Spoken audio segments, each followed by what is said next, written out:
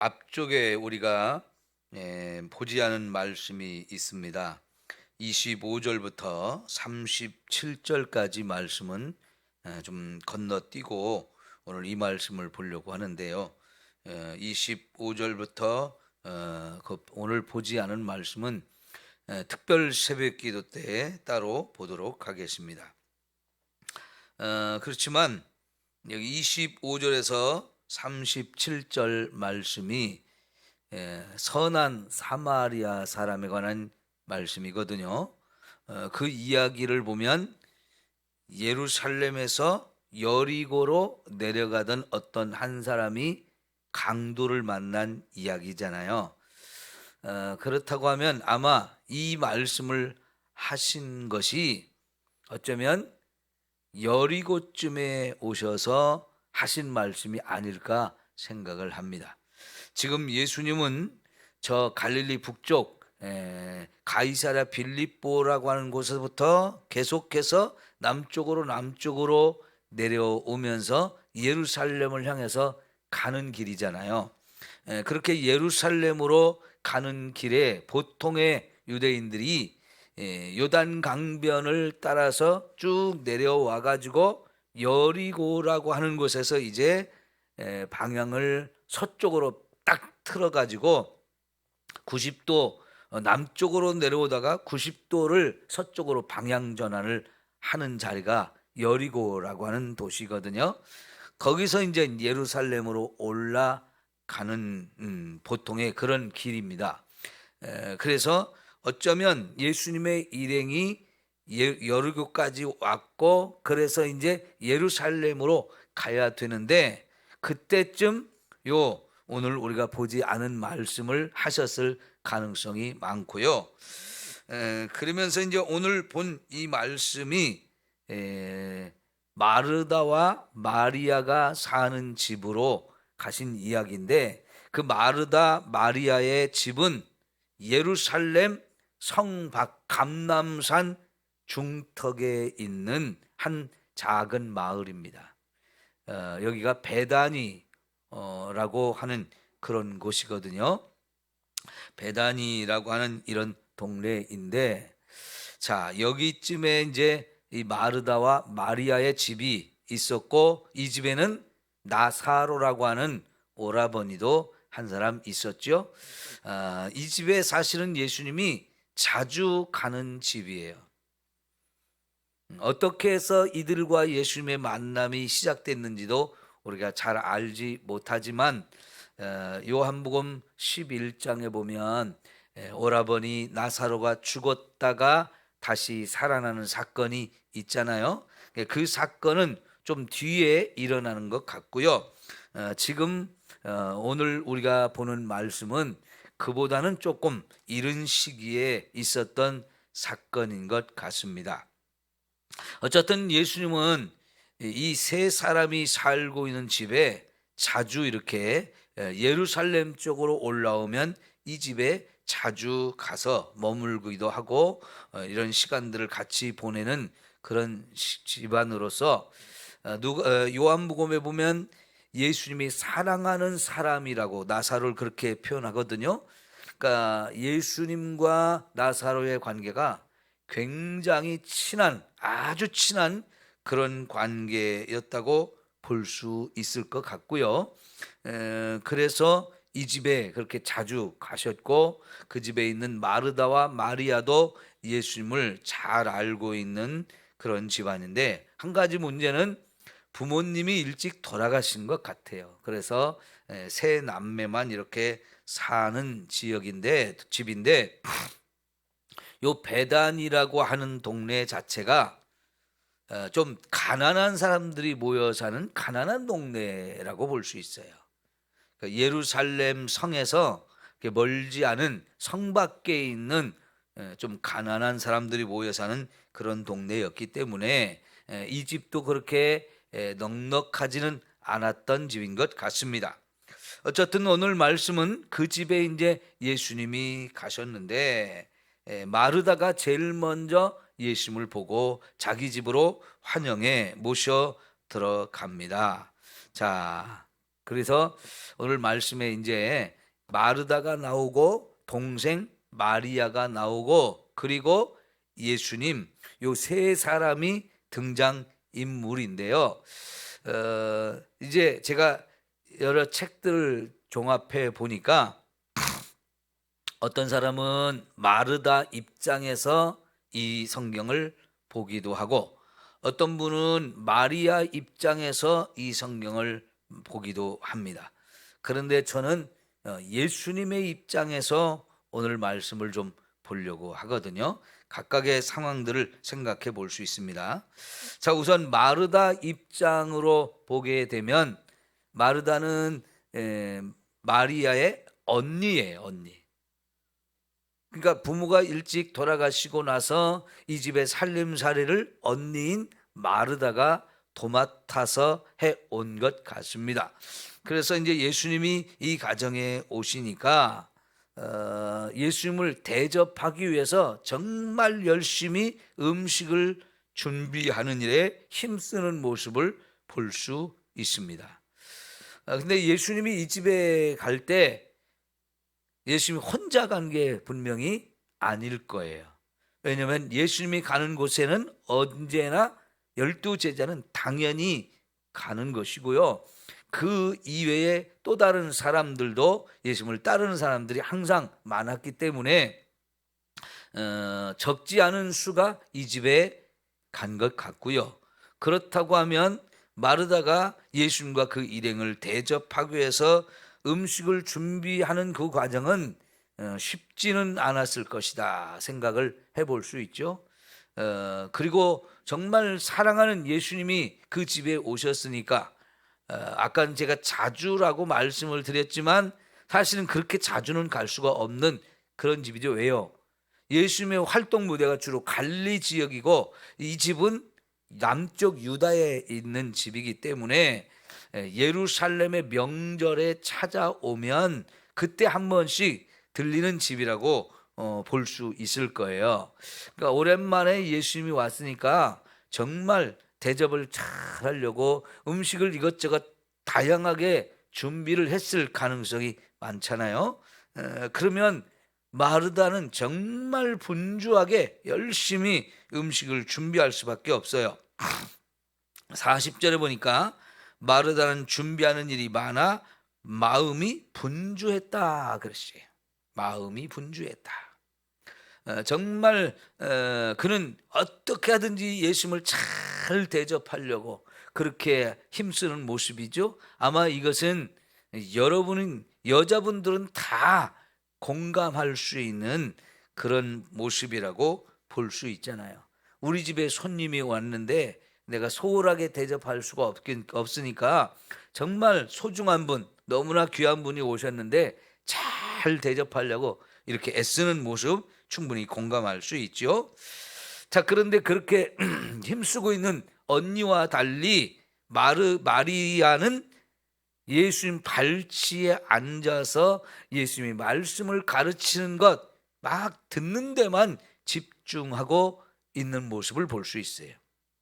마리아가 처음부터 그랬는지 마리다와 함께 음식을 준비하다가 중간에 예수님 옆에 앉아가지고 말씀을 들었는지는 잘 모르겠습니다만은 한참 막 음식을 준비하던 이 마르다에서 보니까 어느덧 이 마리아가 예수님 발치에 앉아서 말씀만 듣고 자기를 전혀 도와주지 않거든요. 근데 지금 마르다는 일손이 더 필요한 거예요. 그런데 동생이 자기를 내버려 두고 음식 준비하는 데는 신경도 안 쓰고 예수님 앞에 앉아서 말씀 듣는 것만 하니까 이게 언니 입장에서는 좀 마음이 속상한 거죠.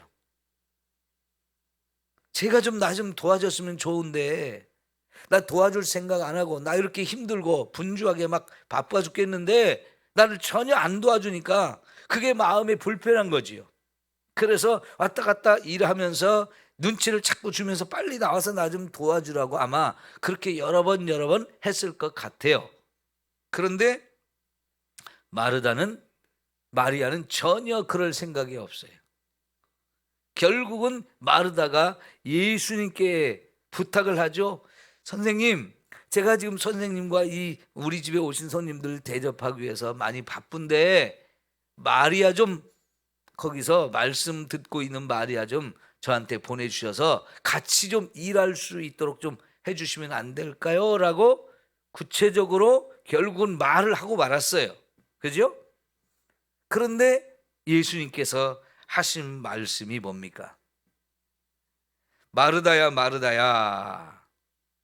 이름을 2번 부르거든요. 여러분, 이름을 2번 부른다는 것은 이 성경에서, 특별히 유대인의 입장에서는 특별히 사랑하는 사람한테 이렇게 부르는 거예요. 우리는 그렇지 않죠. 우리가 사랑하는 사람을 부른다 할지라도 이름을 이렇게 2번씩 부르지는 않잖아요. 그런데 유대인들의 그 문화에서는 사랑하는 사람을 이렇게 2번씩 부르는 게 보통이라고 해요. 그러니까 마르다를 향해서 이름을 2번씩이라 불러주는 것은 예수님이 정말 사랑하는 마음으로 이제 마르다에게 말씀을 하셔요. 내가 많은 일로 염려하고 근심하나 몇 가지만 하든지 혹은 한 가지만이라도 족하니라 라고 말씀을 하시면서 마리아는 뭐예요? 이 좋은 편을 택하였으니 빼앗기지 아니하리라 라고 말씀을 해주셔요. 마르다야 마르다야 하면서 마르다를 사랑하는 그런 마음을 표현해 주시기는 했지만, 그러나 마르다가 원하는 대로 마리아를 일하러 보낸 게 아니고, 일하러 보낸 게 아니고 그냥 마리아 편을 들어준 거죠. 그러니까 예수님은 마르다도 한편으로는 인정해주고 사랑해주면서 또 마리아의 이 모습이 더 좋은 모습이라고 하면서 마리아 편을 들어주는 이런 것을 볼 수 있거든요. 근데 오늘 말씀에서 마리아는 한마디로 한 게 없어요. 그죠? 그냥 예수님 옆에 앉아가지고 계속 예수님의 말씀만 듣고 있는 그런 모습을 보여주는데, 결국은 예수님이 마리아 편을 들어주거든요. 예수님이 왜 그랬을까요? 오늘 저와 여러분에게 이 말씀을 통해 주고자 하는 교훈이 거기에 있습니다. 마르다는 이 좋은 편을 택했다는 거예요. 이것을 빼앗기지 않는 것이 좋겠다는 거죠. 마리아가 택한 이 좋은 것이 어떤 겁니까? 예수님의 말씀을 듣는 거예요. 지금 마르다가 하고 있는 예수님을 대접하는 이 일도 분명히 중요한 일입니다. 필요한 일입니다. 그거는 마르다가 잘할 수 있는 일입니다. 마리아보다는 마르다가 그 일을 훨씬 더 잘하는 사람 같아요. 그 일도 중요하지만, 그러나 예수님 입장에서 이 집에 왜 갔을까요? 그냥 단순히 쉬기만 하려고 갔을까요? 아니면 너무나 좋은 관계에 있는 이 집에 가서 시간을 보내면서 노닥거리며 놀려고 갔을까요? 지금 예수님은 저 갈릴리 북쪽에서부터 이 예루살렘까지 오신 분이에요. 왜? 죽기 위해서 오시는 분이란 말이죠. 그러니까 예수님에게는 남은 시간이 얼마 없어요. 그런 예수님은요, 사람들을 만날 때마다 한 말씀이라도 더 들려주려고, 하나님 나라의 이 진리의 말씀을 한 말씀이라도 더 들려주려고 애를 쓰시는 분이기 때문에 아마 이때 예수님은 그냥 시간을 한가하게 헛되게 보낼 시간이 없어요. 한 말씀에서 더 가르쳐 주려고 이 가정에 말씀을 가르치기 위해서 가셨다고 볼 수 있어요. 그러면 예수님의 입장에서는 음식을 대접해 주는 것도 귀한 것이지만은, 그러나 예수님의 말씀을 다 들으려고 몸부림치는 사람, 그런 사람들이 더 귀한 거지요. 자, 그러면 여러분, 예수님이 처음 사역을 시작할 때 어떤 일이 있었습니까? 사탄에게 40일간 시험을 받은 일이 있었죠. 그때 예수님께서 40일을 미리 금식을 하고 그 시험을 받는 상황이었기 때문에 사탄은 그것을 알고 돌을 가지고 떡을 만들어 먹어보라고 시험을 했었죠. 근데 예수님의 말씀은 뭐였어요? 지금 예수님에게 이 먹는 문제가 너무나 절실하게 필요하지만 그보다 더 중요한 것이 있다는 말씀을 하셨잖아요. 사람이 떡으로만 사는 것이 아니고 하나님의 입으로 나오는 모든 말씀으로 사는 거다, 그런 말씀을 하셨어요. 여기서도 똑같은 의미라고 보시면 돼요. 하나님의 말씀을 듣는 것이 저와 여러분에게 너무너무 중요한 일이라는 걸 가르쳐 주시는 거지요. 여러분, 하나님의 말씀, 그거는 우리의 영혼의 양식입니다. 이 하나님의 말씀을 들어야 믿음이 생기고 그 믿음으로 우리가 구원을 받아 천국에 갈 수 있게 되어지는 거잖아요. 그러니까 우리가 육신의 양식은, 육체를 가진 우리는 모두 다 필요합니다. 먹어야 사니까요. 그러나 그 양식은 우리 육체만을 위한 양식이 될 뿐입니다. 그것도 필요하지만 그보다 더 중요한 것은 내 영혼을 위한 하나님의 말씀을 듣는 것. 그래서 내 영혼이 힘을 얻고 저 천국의 소망을 얻고 예수 그리스도가 우리의 구주 되심을 우리가 믿어서 그분의 말씀을 통해 천국 갈 수 있는 이 놀라운 길이 열려지는 것, 이게 얼마나 중요한 일입니까? 제가 어제 우리 예심 전도사관학교를 요즘에 5주 익산에 가서 공부를 하고 있거든요. 익산에서 오시는 목사님이 있어가지고 그 교회에 이제 가서 우리가 전도자들이 함께 공부하고 그 지역에 이렇게 전도를 하는데요. 지난주하고 어제하고 2번 갔었는데 거기에 교회 가까운 곳에 자동차 대리점이 있어가지고 거기 가서 전도를 했는데요. 대리점에 이렇게 앉아 계신 문인들이 있어서 그분들한테 전도를 하는데 어제 만난 분은 물어보니까 성당에 15년을 다녔대요. 자기 아내가 성당 다니는 사람이라 15년 전에 아내를 따라서 성당에 다니고 있다고. 그래서 제가 질문을 했어요. 그러면 오늘 밤 죽는다면 천국에 갈 자신이 있느냐 물어봤거든요. 전혀 없어요. 왜 그런지 아세요? 그렇게 배웠기 때문에 그래요. 캐톨릭에서 신부님들이 신도들한테 가르치는 것은 천국에 갈지 못 갈지 확신을 할 수 없다고 가르치거든요. 그러니 천국에 갈 자신이 당연히 없죠. 그래서 우리 예수 믿는 사람들은 천국에 갈 확신이 있고 자신이 있다라고, 그걸 요한복음 1장 12절과 요한복음 3장 16절과 요한복음 5장 24절을 가지고 전해 줬어요. 근데 요한복음 3장 16절을 몰라요. 여러분, 요한복음 3장 16절 교회 안 다니는 사람들도 아는 사람이 많거든요. 아니, 성당에 15년을 다녔어도 그 말씀을 몰라요. 그게 성당을 다니는 사람들의 본 모습이에요. 그러니 구원의 확신이 없는 거지요. 천국에 갈 자신이 없는 거지요. 하나님이 세상을 이처럼 사랑하사 독생자를 주셨으니 이는 저를 믿는 자마다 멸망치 않고 영생을 얻게 하려 하심이라. 여러분, 영생이라고 하는 것이 어디서 영원히 사는 걸 말하는 거예요? 천국에서 영원히 사는 걸 말하는 거잖아요. 그러면 천국에 들어가지 못하면 결국은 멸망을 당한다. 그 얘기는 지옥에 가서 영원히 산다는 거잖아요. 그래서 제가 지옥에 가서 영원히 살고 싶으세요? 천국에서 영원히 살고 싶으세요? 당연히 천국 가고 싶다는 거죠. 그러면 그 천국을 어떻게 간다고 그랬어요? 하나님이 보내신 예수 그리스도를 믿을 때에, 하나님이 보내신 예수 그리스도를 믿을 때에 이 영생을 얻을 수 있는 거라고. 그러니까 성당에 다니시더라도 예수님을 잘 믿으셔야 된다고 그렇게 전해줬어요. 참 안타까운 일이잖아요. 여러분, 우리는 예수님의 이 말씀 한 구절을 통해서 영생의 축복을 누려요. 한 말씀만 깨달아도 우리는 영생의 축복을 누린다고요. 그러니 말씀을 듣는 게 얼마나 중요한 일입니까? 이 새벽에 저와 여러분이 잠을 자지 아니하고 이렇게 매일매일 하나님 앞에 나와 예배하며 말씀을 듣는다는 게 너무나 귀한 거지요. 예? 여러분 정말 부지런히 열심히 말씀을 잘 듣고 읽고 그 말씀대로 살 때 이 놀라운 은혜와 축복이 저와 여러분에게 주어지는 줄 믿습니다. 기도합시다. 하나님 아버지,